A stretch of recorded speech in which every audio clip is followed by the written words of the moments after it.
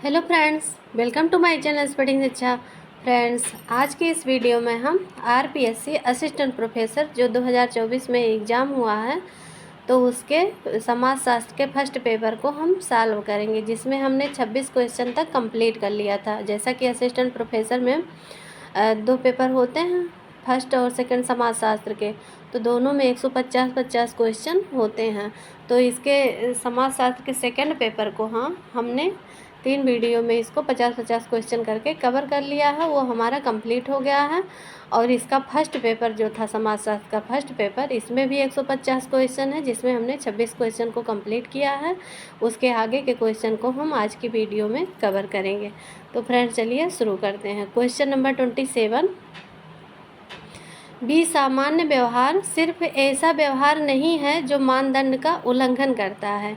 यह एक ऐसा व्यवहार है जिसका उल्लंघन करता उसकी ओर अभिमुख होकर करता है। तो यह अभिप्रेरित उल्लंघन है। किसका कथन है? ये स्टेटमेंट है कि बी सामान्य व्यवहार सिर्फ ऐसा व्यवहार नहीं है जो मानदंड का उल्लंघन करता है। यह एक ऐसा व्यवहार है जिसका उल्लंघन करता उसकी ओर अभिमुख होकर करता है, और यह अभिप्रेरित उल्लंघन है। तो यह किसका कथन है? सदरलैंड, हार्बर्ट एस बेकर, कार्निस योम क्लार्क, एच.एम. जॉनसन। तो आंसर होगा ऑप्शन नंबर 4, एच.एम. जॉनसन, यानी कि हैरी एम जॉनसन ने ये स्टेटमेंट दिया है। तो बी सामान्य व्यवहार या डेविएंट बिहेवियर के बारे में थोड़ा सा हम जान लेते हैं कि डेविएंट बिहेवियर या बी सामान्य व्यवहार या विचलित व्यवहार, इसे विचलित व्यवहार भी कहते हैं। तो इसके बारे में थोड़ा सा जान लेते हैं कि विचलित व्यवहार किसे कहते हैं। तो ऐसी क्रियाएं या व्यवहार जो सामाजिक मानदंडों या अपेक्षाओं के विरुद्ध हो, जो समाज द्वारा निर्धारित मानदंड होते हैं और जो समाज व्यक्तियों से अपेक्षा करता है कि इन्हीं मानदंडों के अनुरूप जो नॉर्म्स बनाए हैं समाज ने, वो सोचता है कि इन्हीं के अनुरूप व्यक्ति कार्य करे। और सामाजिक मानदंड जो होते हैं वो अलिखित नियम होते हैं, क्योंकि इनका कोई लिखित नियम नहीं होता, क्योंकि ये समाज द्वारा बनाए जाते हैं। तो जिन्हें समाज या संस्कृति स्वीकार मानती है, तो ये मानदंड जो होते हैं ये अलिखित होते हैं, और ये समाज या उस समाज की संस्कृति द्वारा मानी जाती है। तो कोई भी व्यवहार जो सामाजिक मानदंडों या औपचारिक कानूनों का उल्लंघन करता है, उसे विचलित माना जाता है। तो जैसे व्यक्ति का कोई व्यवहार भी हो, तो चाहे वह सामाजिक मानदंडों का उल्लंघन करता हो या औपचारिक कानूनों, जो मतलब कानून का उल्लंघन करता है, जो औपचारिक कानून होते हैं, जो फॉर्मल, जो मतलब सरकार द्वारा या राज्य द्वारा जो कानून निर्धारित किए गए हैं, उनका उल्लंघन यदि करता है, या समाज द्वारा जो नॉर्म्स बनाए गए हैं उनका उल्लंघन करता है, तो उसे विचलित माना जाता है। विचलित व्यवहार दो प्रकार के होते हैं, एक औपचारिक और एक अनौपचारिक होता है। तो जो औपचारिक होता है, जैसा कि हम जान ही रहे हैं कि फॉर्मल जो होता है तो वह कानूनों का उल्लंघन करते हैं। जो औपचारिक होते हैं वो राज्य और सरकार द्वारा जो नियम बनाए जाते हैं, जो कानून बनाए जाते हैं, तो उन्हें औपचारिक कहते हैं। तो औपचारिक जो व्यवहार होते हैं वो कानूनों का उल्लंघन करते हैं, और अनौपचारिक जो व्यवहार होते हैं वो सामाजिक मानदंडों का उल्लंघन करते हैं। और इसे मतलब विचलन भी कहा जाता है, इसे विसंगति या आदर्श शून्यता भी कहा जाता है, और जिसे इमाइल दुर्खीम जी एनोमी कहते हैं। और क्वेश्चन ये भी बनता है कि सर्वप्रथम एनोमी की अवधारणा किसने दी? तो सर्वप्रथम एनोमी की अवधारणा इमाइल दुर्खीम ने दी। और ये भी पूछता है कि किस पुस्तक में इन्होंने एनोमी की अवधारणा दी? तो इन्होंने अपनी the division of labour in society, इनकी बहुत चर्चित पुस्तक है, तो इसमें इन्होंने एनोमी की अवधारणा सर्वप्रथम दी थी। और उसके बाद दुर्खीम जो हैं वो विसंगति का कारण समाज को मानते हैं। ये कहते हैं जो एनोमी है, विसंगति है, विचलन है, वह उसका कारण जो है ये समाज को मानते हैं। और कहते हैं कि विसंगति एक अवस्था है, स्वाभाविकता का अभाव है, नियमों का निलंबन है, एक ऐसी स्थिति है जिसे हम अक्सर नियम विहीनता कहते हैं। तो यह स्टेटमेंट देते हैं इमाइल दुर्खीम कि विसंगति एक अवस्था है, स्वाभाविकता का अभाव है, नियमों का निलंबन है, एक ऐसी स्थिति है जिसे हम अक्सर नियम विहीनता कहते हैं। और मर्टन जो हैं, रॉबर्ट के मर्टन को भी हम लोगों ने पढ़ा होगा कि विचलन डेविएंस की बात करते हैं, तो ये भी इन्होंने भी इन्होंने भी सबसे पहले तो एनोमी की अवधारणा इमानुएल दुर्खिम ने दी, और मर्टन जो है एनोमी को विचलन कहते हैं। और इन्होंने 1938 में अपनी पुस्तक सोशल स्ट्रक्चर, इनकी एक पुस्तक है रॉबर्ट के मर्टन की सोशल स्ट्रक्चर, तो उसमें इन्होंने विचलन की अवधारणा दी थी। और ये विचलन के लिए समाज व सामाजिक संरचना को उत्तरदायी मानते हैं। जैसा कि इमानुएल दुर्खिम विसंगति या एनोमी का कारण समाज को मानते हैं, लेकिन रॉबर्ट के मर्टन जो हैं ये विचलन के लिए समाज व सामाजिक संरचना को उत्तरदायी मानते हैं, और कहते हैं कि समाज गैर अनुचलन आचरण के लिए उत्तरदायी है। ये क्या कहते हैं रॉबर्ट के मर्टन कि समाज जो है वो ये स्टेटमेंट देते हैं कि समाज गैर अनुचलन आचरण के लिए उत्तरदायी है। और मर्टन सामाजिक संरचना की व्याख्या मर्टन जो है वो सामाजिक संरचना की व्याख्या सांस्कृतिक लक्ष्य और संस्थागत साधन के रूप में करते हैं। ये जैसा कि मर्टन मानते हैं कि विचलन का कारण सामाजिक संरचना है, सामाजिक संरचना को व समाज व सामाजिक संरचना को उत्तरदायी मानते हैं। और ये मानते हैं कि सामाजिक संरचना की व्याख्या इन्होंने सांस्कृतिक लक्ष्य और संस्थागत साधन के रूप में करते हैं। और वह बताते हैं कि 5 प्रकार के व्यक्तित्व की बात करते हैं। सांस्कृतिक लक्ष्य और संस्थागत साधन के द्वारा जब व्यक्ति समाज के कार्यों को अपने अनुरूप करने का प्रयास करता है तो वो 5 तरीकों से करता है। तो वो 5 तरीके ये बताते हैं: अनुरूपता, नवाचार, संस्कारवाद, प्रत्यावर्तन और विद्रोही। तो ये 5 प्रकार के बताते हैं। तो अभी हम इन 5 प्रकार को, आगे भी इनसे क्वेश्चन बना है तो उसमें डिटेल से डिस्कस करेंगे। तो फ्रेंड्स आगे का क्वेश्चन हम देखते हैं। क्वेश्चन नंबर 28, कार्ल मार्क्स ने उत्पादन के तरीके की व्याख्या किस पुस्तक में की है? जो कार्ल मार्क्स ने उत्पादन के तरीके बताए हैं, मोड ऑफ प्रोडक्शन के जो तरीके बताए हैं, मोड ऑफ प्रोडक्शन के इन्होंने 3 तरीके बताए हैं: उत्पादन संबंध, उत्पादन के साधन और उत्पादन की शक्तियाँ। तो ये 3 तरीके बताते हैं। तो ये अपनी किस पुस्तक में इन्होंने दिया है?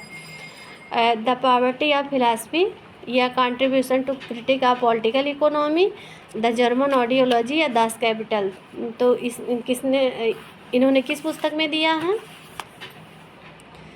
हमारा आंसर होगा ऑप्शन नंबर 2, एक contribution to the critique of political economy में इन्होंने मोड ऑफ प्रोडक्शन के जो व्याख्या की है तो उसका कॉन्सेप्ट इन्होंने दिया है। हमारा अगला क्वेश्चन है क्वेश्चन नंबर 29। पियरे बोर्दियू के अनुसार निम्नलिखित में से कौन सा तत्व एक विशेष प्रकार के पर्यावरण जैसे वर्गीय स्थिति की अस्तित्व विशेषताओं की भौतिक स्थितियाँ की निर्णायक इकाइयों वाली संरचनाओं से उत्पादित होता है? तो वो किससे उत्पादित होता है? हैबिटस, सामाजिक वस्तुएं, सामाजिक एजेंट, सांस्कृतिक पूंजी। हमारा आंसर होगा ऑप्शन नंबर 1, हैबिटस। तो ये हैबिटस या पियरे बोर्दियू के हैबिटस की थोड़ी सी देख लेते हैं हम कि ये क्या बताते हैं हैबिटस के बारे में।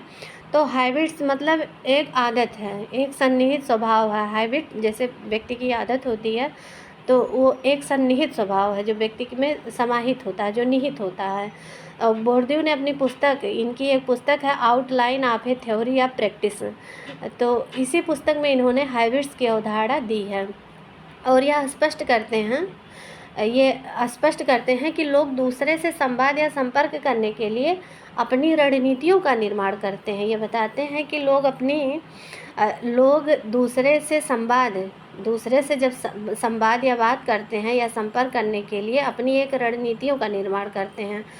और ये कहते हैं कि मतलब समाज के विभिन्न क्षेत्रों में जैसे राजनीतिक क्षेत्र हुआ, आर्थिक क्षेत्र हुआ, तो एक समूह संबद्ध रहता है। मतलब राजनीतिक क्षेत्र हो, चाहे आर्थिक क्षेत्र हो, चाहे सामाजिक क्षेत्र हो, तो उससे एक समूह संबद्ध रहता है, जुड़ा रहता है। तो जैसे शिक्षक और शिष्य, नौकर और मालिक, इन संबंधों में कुछ निश्चित व्यवहार बने होते हैं और जिनका उपयोग एक निश्चित रूप में किया जाता है। जैसे सामंती व्यवस्था को हम उदाहरण के रूप में ले लेते हैं कि जैसे सामंती व्यवस्था में नौकर अपने शारीरिक हाव भाव और बातचीत के दौरान धीमी आवाज़ आदि के जरिए मालिक के प्रति सम्मान को दर्शाता है। तो वो क्या है? वो हैबिट्स है ना, कि वो अपने मालिक के प्रति सम्मान व्यक्त करके उसको मतलब बहुत नैतिक तरीके से बात करता है, बहुत धीमी आवाज़ में बात करता है, तो उसे ये हैबिट कहते हैं, उसे ये स्वभाव कहते हैं, आदत कहते हैं। और कहते हैं कि स्वभाव आदत का वह रूप है जो लोगों को अपने आसपास की सामाजिक दुनिया के प्रति प्रतिक्रिया करने का वातानुकूलित तरीका है। बोर्डियो कहते हैं कि स्वभाव आदत का वह रूप है जो लोगों को अपने आसपास की सामाजिक दुनिया के प्रति प्रतिक्रिया करने का वातानुकूलित तरीका है। तो ये हैबिट्स की अवधारणा में ये बताते हैं कि व्यक्ति के जो हाव भाव होते हैं, जो किसी के प्रति उसकी प्रतिक्रिया होती है, वही हैबिट है व्यक्ति की। हमारा अगला क्वेश्चन है क्वेश्चन नंबर 30। निम्नलिखित में से किन दो सिद्धांतों जो गैर तार्किक सिद्धांतों के रूप में हैं के मध्य विल्फ्रेडो पेरेटो ने अंतर स्थापित किया है?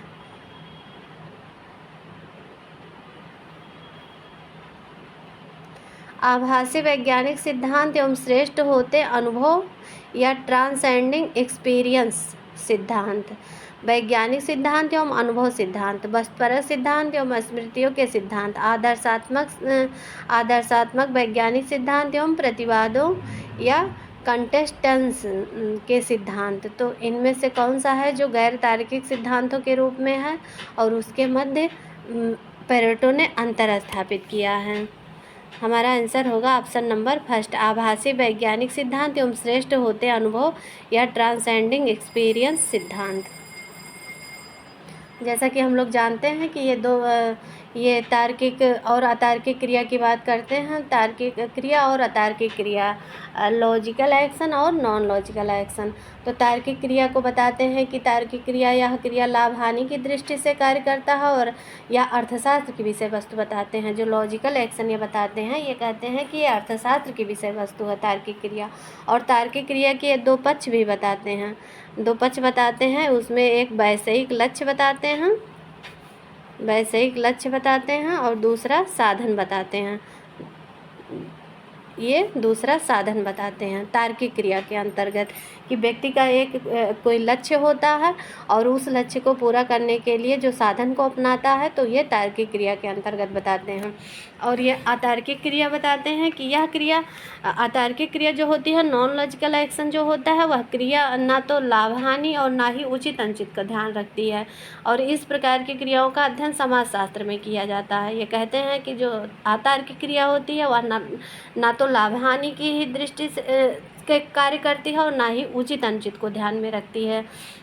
और जो है ये बताते हैं कि जो अतार्किक क्रिया है उसका अध्ययन समाजशास्त्र में किया जाता है। जैसा कि इन्होंने बताया कि तार्किक क्रियाओं का अध्ययन अर्थशास्त्र में किया जाता है, तो अतार्किक क्रियाओं का अध्ययन समाजशास्त्र में किया जाता है। तो उसी संदर्भ में एक स्टेटमेंट भी देते हैं कि समाजशास्त्र अतार्किक क्रियाओं का तार्किक प्रयोगात्मक अध्ययन है। समाजशास्त्र अतार्किक क्रियाओं का तार्किक प्रयोगात्मक अध्ययन है। तो ये बताते हैं। हमारा अगला क्वेश्चन है क्वेश्चन नंबर 31।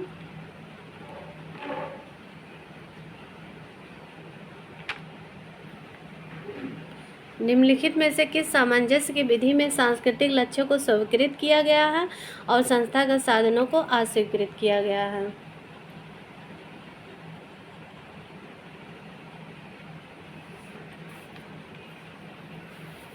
तो इसमें से कौन सा होगा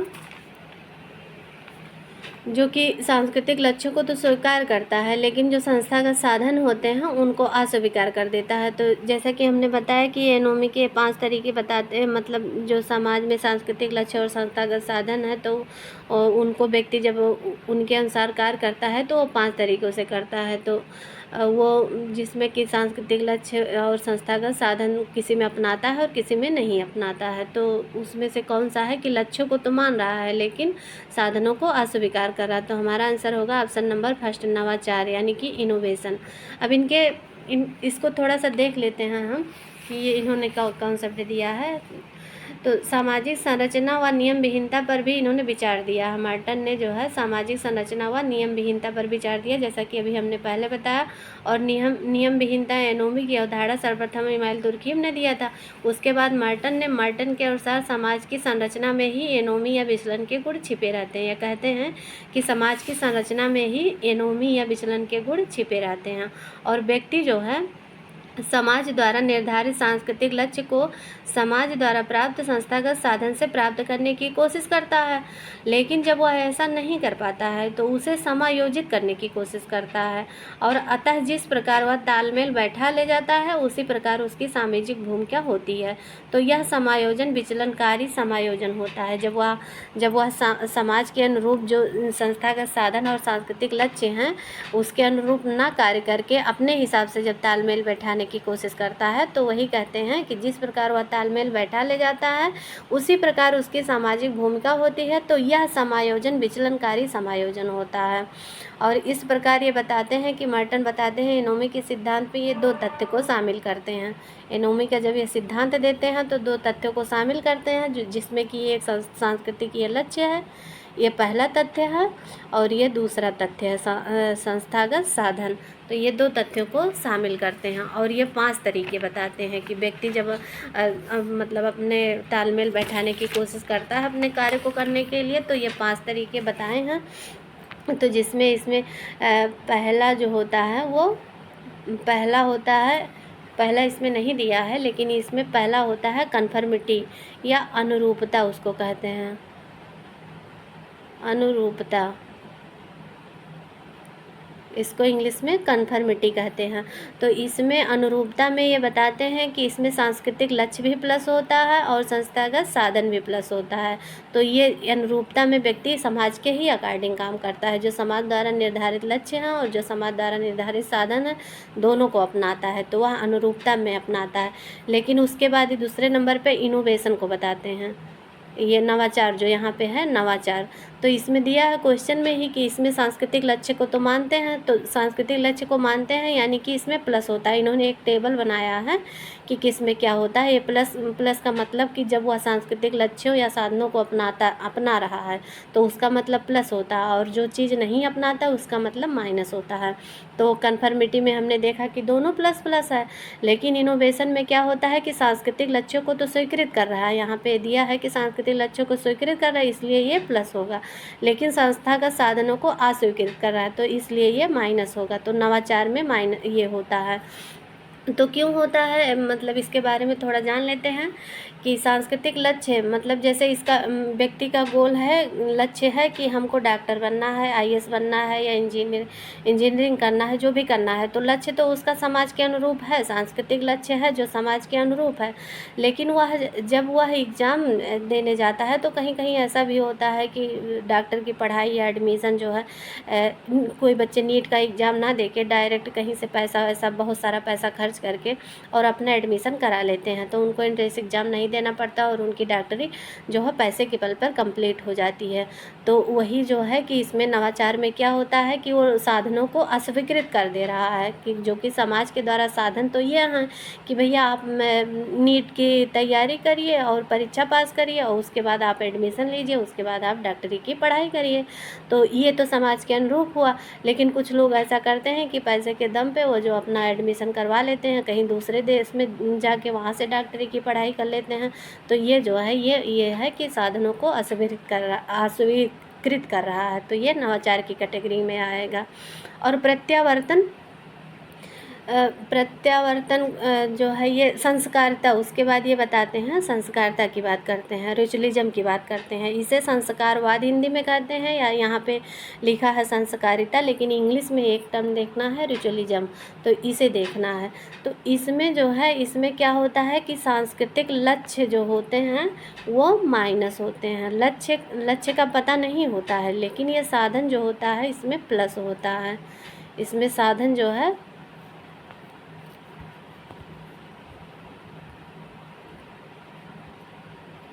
इसमें साधन जो है वो प्लस होता है संस्कारिता में, लेकिन इसमें सांस्कृतिक लक्ष्य का पता नहीं होता है। तो इसको कर्मकांडी भी कहते हैं, रिचुअलिज्म भी कहते हैं, इंग्लिश में रिचुअलिज्म कहते हैं और हिंदी में संस्कारवाद या संस्कारिता या कर्मकांडी कहते हैं। तो इसमें लक्ष्य को ध्यान नहीं दिया जाता है बल्कि नियमों का पालन अवश्य करेंगे। इसमें जैसे कि कहीं जो सरकारी दफ्तर होते हैं, ऑफिस दफ्तर होते हैं, सरकारी कर्मचारी जो होते हैं, जो नौकरशाही होते हैं मतलब, तो अगर वहाँ पर जाइए तो उनका लक्ष्य तो ये है कि भाई पब्लिक की समस्या का समाधान करें, कोई आए तो उसका जल्द से जल्द समस्या का समाधान हो, तो लक्ष्य तो ये है। और जो है साधन है कि मतलब ये फॉर्म भरना है, यहाँ यहाँ साइन करना है, उनसे साइन करवाना है, यहाँ दौड़ाना वहाँ दौड़ाना, ये सब साधन हो गए। लेकिन क्या होता है कि इसमें लक्ष्य है कि पब्लिक का समस्या समाधान करो, लेकिन इतना दौड़ाते हैं, इतना व्यक्ति को परेशान कर देते हैं, लक्ष्य का उनका नहीं पता रहता है। अगर कोई उसमें पैसा दे के अपना काम जल्दी करवा ले, नहीं तो जो लोग नहीं दे पाते हैं तो वो उनका काम लटका रहता है कि बार बार आप अफसर दफ्तर के उनके जाके चक्कर लगाते रहिए, आपका काम महीनों महीनों जो 10 दिन में होना है वो एक एक महीने में लगता है। लेकिन जो नियम हैं, जो मतलब उनके जो नियम हैं, लक्ष्य का तो कोई पता नहीं है, और लक्ष्य है जबकि पब्लिक की समस्या का समाधान करना, तो लक्ष्य भूल जाते हैं। और जो साधन हैं उनको उनसे बंधे रहेंगे। उन साधन मतलब जैसे कि कोई अगर फार्म में गड़बड़ी हो गई या किसी का साइन नहीं है तो आपका फॉर्म रिजेक्ट कर देंगे, आपका मतलब वो नहीं होगा। तो साधन से तो ये लोग चिपके रहते हैं। इसलिए मार्टन इसको जो मार्टन है, जो मैक्स वेबर ने ब्यूरोक्रेसी की अवधारणा दी है, नौकरशाही ब्यूरोक्रेसी, ये जो रिचुअलिज्म है ये नौकरशाही में ज़्यादातर मतलब नौकरशाही में ही पाए जाते हैं रिचुअलिज्म के लोग। तो वेबर जो है नौकरशाही की अवधारणा देते हैं, तो उसी की उनकी बात का खंडन करते हुए रॉबर्ट मार्टन क्या कहते हैं कि ये नौकरशाही के मतलब विरोध में कहते हैं कि ये कर्मकांडीय जो हैं ये नियमों के पालन को अपना लक्ष्य मान लेते हैं। ये मार्टन कहते हैं कि जो ये रिचुअलिज्म है ये अपने नियमों के पालन को ही अपना लक्ष्य मान लेते हैं, जिसमें सामूहिक लक्ष्य पीछे छूट जाता है, मार्टन कहते हैं। तो इसलिए जो है ये कहते हैं कि ऐसे लोग नौकरशाही में पाए जाते हैं, रिचुअलिज्म के लोग नौकरशाही में पाए जाते हैं, जिसमें कि सामूहिक लक्ष्य को ये पीछे छोड़ देते हैं। और क्या बचा इसमें, पलायनवाद, ये रिटेरिज्म। तो ये रिटेरिज्म कौन से लोग होते हैं, इनमें तो दोनों माइनस होता है, ना सांस्कृतिक लक्ष्य होते हैं और ना सांस्कृतिक लक्ष्य होते हैं, ना संस्थागत साधन होते, दोनों भी नहीं होता। ये लोग कुछ भी नहीं मानते हैं, दोनों नहीं मानते हैं। तो इस तरीके के लोग जैसे वो होते हैं, जैसे नशा कर लेते हैं और उसके बाद उनको दुनियादारी की कोई परवाह नहीं होती, इधर उधर भटकते रहते हैं, घुमंतु टाइप के होते हैं, हिप्पी कल्चर वाले लोग इसमें आ जाते हैं। तो ये मतलब कुछ भी नहीं मानते, इनका कुछ अलगे समाज बन जाता है, अपने अलगे ही धुन में मस्त मौन रहते हैं।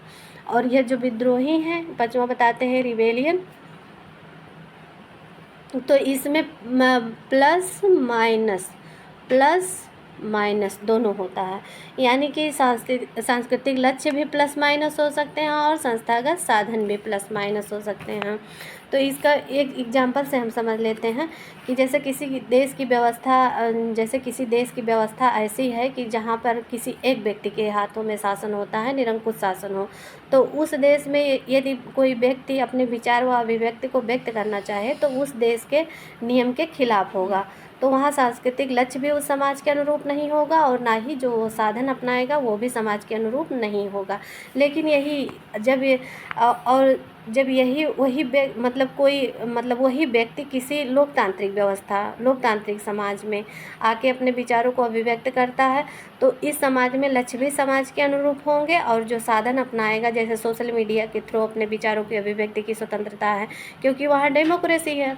वहाँ तो डिक्टेटर था, मतलब तानाशाह था या निरंकुश तंत्र था, तो वहाँ अभिव्यक्ति की आज़ादी नहीं थी। तो इसलिए वहाँ के सांस्कृतिक लक्ष्य भी समाज के अनुरूप नहीं थे, उस देश के अनुरूप नहीं थे, और संस्थागत साधन भी उस देश के अनुरूप नहीं थे। तो वहाँ पे वो दोनों माइनस में चले जाएंगे।